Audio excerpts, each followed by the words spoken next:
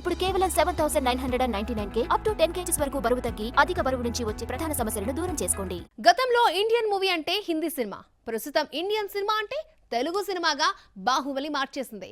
పుష్ప, కార్తికేయ 2 వంటి తెలుగు సినిమాలు, కేజీఎఫ్, కాంతార వంటి కన్నడ సినిమాలు సౌత్ కు రెస్పెక్ట్ ని తీసుకొచ్చాయి.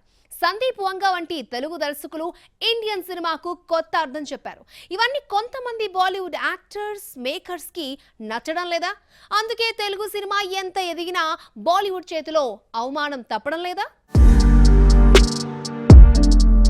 సౌత్ ఇండియా అంటే బాలీవుడ్ కు ఉన్న చిన్న చూపు మరోసారి బయటపడింది. రామ్ చరణ్ ను ఇన్సల్ట్ చేసిన షారుఖ్ ఖాన్ ట్రోలింగ్ కి గురయ్యాడు. ఇడ్లీ వడ రామ్ చరణ్ ఎక్కడున్నావంటూ షారుఖ్ పిలవడం హీరో బలుపును సూచిస్తోంది అంటున్నారు.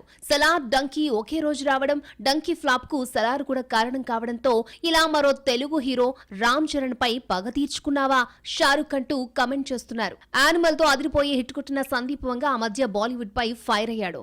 బాలీవుడ్ రివ్యూస్, రైటర్స్ డబ్బులు తీసుకుని తక్కువ రేటింగ్ ఇస్తారంటూ సందీప్ సంచలన కమెంట్ చేశాడు. ఆయన సోదరుడు ప్రణయ్ రెడ్డి బాలీవుడ్ లో కార్పొరేట్ బుకింగ్ స్కామ్ ను బయటపెట్టారు. ఓ సందర్భంలో కార్పొరేట్ స్టార్ అనడంతో షారుఖ్ ను ఉద్దేశించే అన్నారంటూ కథనాలు పుట్టుకొచ్చాయి. ఇవన్నీ మనసులో పెట్టుకున్న షారుఖ్ దిగజారి ఇలా ప్రవర్తించాడంటూ పోస్టులు పెట్టారు. షారుఖ్ తన నటించిన 1 2 4 సినిమాలోని డైలాగ్ ను చెప్పాడని ఫ్యాన్స్ క్లారిటీ ఇస్తున్నారు.